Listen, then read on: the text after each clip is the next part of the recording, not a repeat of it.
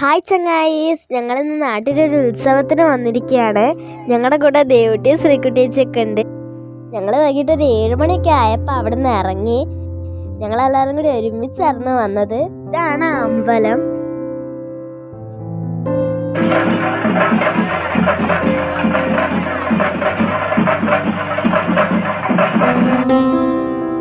ഞങ്ങൾ ചെല്ലുമ്പോൾ അവിടെ ഭഗവതി തറ നടന്നുകൊണ്ടിരിക്കുകയായിരുന്നു.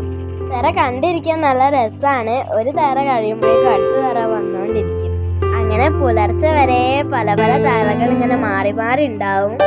ഞങ്ങളെല്ലാവരും മുന്നത്തെ സീറ്റിലായിരുന്നത്. വാവയൊക്കെ ഉണ്ടായിരുന്നു. വാവ ആദ്യമായിട്ടാണ് തറ കാണുന്നത്. ആള് നല്ല കൂളായിട്ടിരുന്ന് കാണുമായിരുന്നു. തറ ഞങ്ങളിരിക്കുന്ന അടുത്തേക്കൊക്കെ ഓടി വന്നപ്പോൾ വാവ ഇങ്ങനെ കണ്ണും മേടിച്ച് നോക്കി നിൽക്കുകയായിരുന്നു. പക്ഷെ പാത്തൂസും ദേവൂട്ടിയും ജീവനും കൊണ്ട് ഓടി. തറ അടുത്തേക്ക് ഓടി വരുമ്പോൾ ആർക്കായാലും പേടിയാവില്ലേ? പിന്നെ ആ ചൂട്ടുകൊണ്ടുള്ള ചേട്ടന്മാരെ കളി, അത് കാണുമ്പോൾ നമുക്ക് തന്നെ ഒരു നെഞ്ചെടുപ്പ് വന്നു. പക്ഷെ അവരതിൽ ഭയങ്കര എക്സ്പേർട്ടാണ്. കാണുന്ന നമുക്ക് വല്ലാത്തൊരു ടെൻഷനാണ്. അതിൽ നിന്ന് തീപ്പൂരി ഇങ്ങനെ തെറിച്ചോണ്ടിരിക്കും. പക്ഷെ അവരൊന്നും അത് മൈൻഡ് ചെയ്യാതെ കളിച്ചോണ്ടിരിക്കുക. ദേവൂട്ടി അവൾക്ക് വാങ്ങിച്ചൊരു ഡോക്ടർ സെറ്റ് ഇങ്ങനെ നമുക്ക് കാണിച്ചു തരുന്നുണ്ട്. താലപ്പൊലിയുടെ സമയമാവാനായപ്പോൾ അവിടെ തറകളൊന്നും ഉണ്ടായിരുന്നില്ല.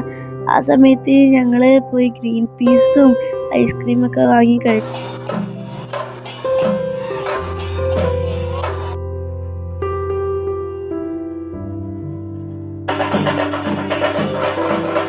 പിന്നെ കുറച്ച് സമയം വെളിച്ചപ്പാടായിരുന്നു. അത് കഴിഞ്ഞപ്പോഴത്തേക്കും താലപ്പൊലി വന്നു. ഇതാണ് നമ്മളെ ഉത്സവപ്പറമ്പിലെ മെയിൻ ഐറ്റം, ഹൈഡ്രജൻ ബലൂൺ. പിന്നെ അവിടെയുള്ള കടകളിലൊക്കെ ഞങ്ങൾ വെറുതെ കയറി നടന്നു. ഇതാണ് ഞങ്ങളുടെ നാട്ടിലെ തറമിഠായി. കണ്ടുകഴിഞ്ഞാൽ ചോക്ക് വലുള്ളതുകൊണ്ട് ഞങ്ങളൊക്കെ ചോക്ക് മിഠായി എന്നാണ് വിളിക്കുക.